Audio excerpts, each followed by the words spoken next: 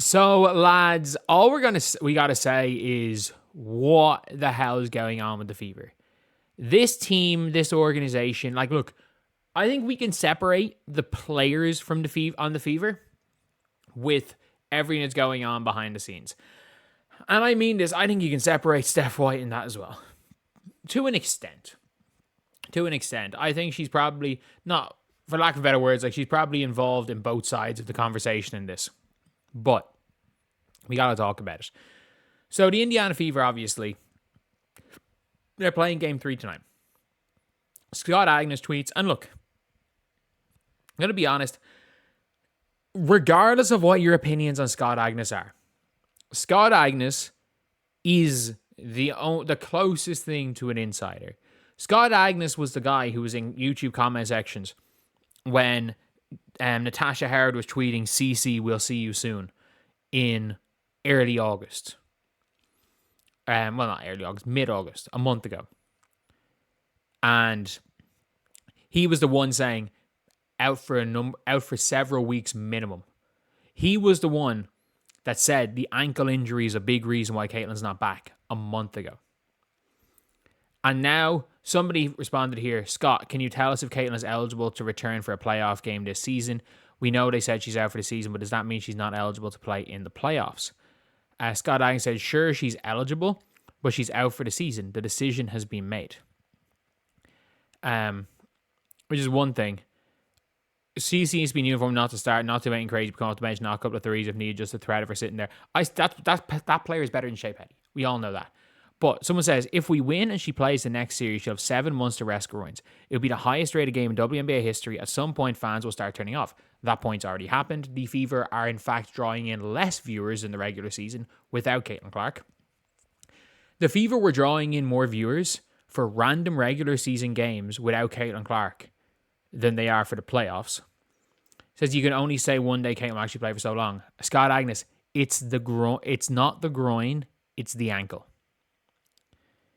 It's not the groin, it's the ankle. People saying stop lying, man. Scott Agnes is the one person that's been legit. He's the one person, regardless of what you've said, he's what you think about him.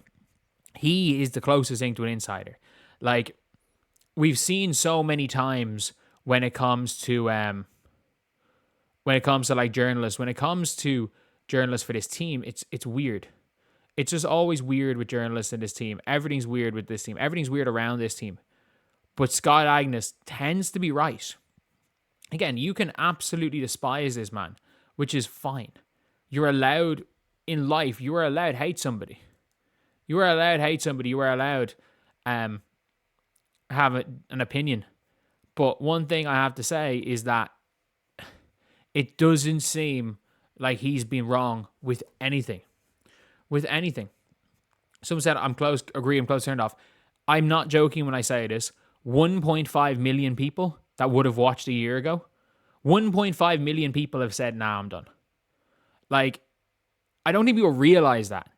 So instead of and by the way, with the way this season started with even more viewers, you could expect, had Caitlin played this season for this playoff game, to have somewhere around 3 million viewers.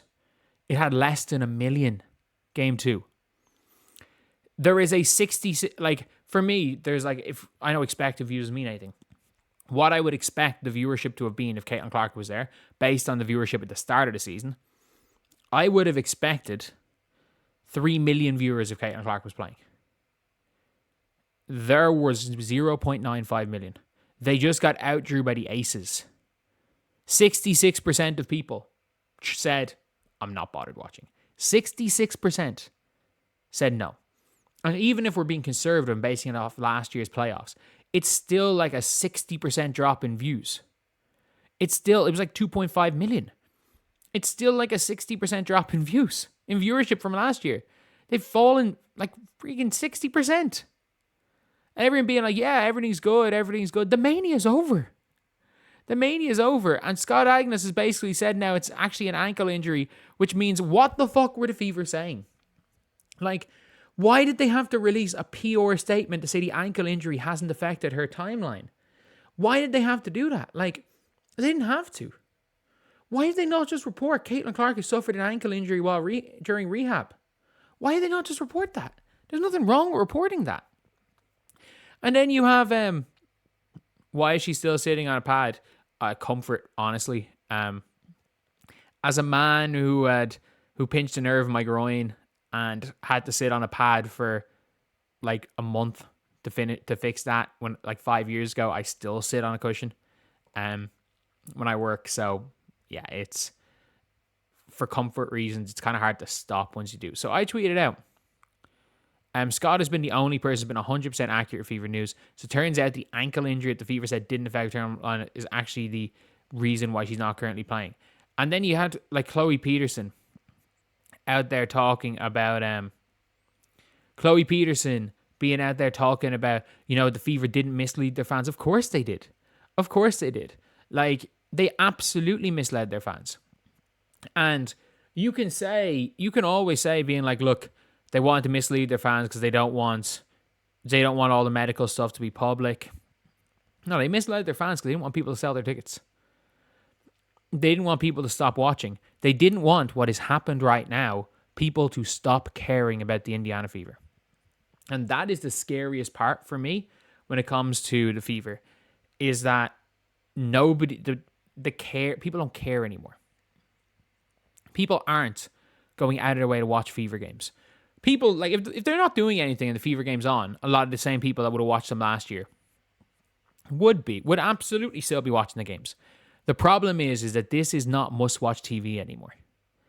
And you could always... Do you know the way, like, TV series... You're watching a TV series, and it's, like, absolute must-watch TV. And then, it has 5 or 6 bad episodes in a row. And you're like, oh... I think I'm still going to go and watch. I think I'm still going to go and watch that series. I'm too invested in it. I'm still going to keep watching. And then they either kill off a character, the main character, or they have just the worst series finale ever. And everything's been leading up to nothing. And then the next season comes along and you're like, you've just been kind of hanging on. You're just like, fuck that. I'm not watching. That's almost like what the Fever was. People were hanging on in the hope Caitlin Clark was going to come back. And with everything, with the boring as fuck basketball they play, with constant contradicting news, with nobody knowing what's going on with Caitlin Clark, it's finally got to the stage where people are just like, I'm done. And this is the icing on the cake. That the main reason that she's out right now is because of an ankle injury, that they released a PR statement 2 weeks later. It was not made public for 2 weeks that she suffered this ankle injury. She got injured and they didn't inform the public.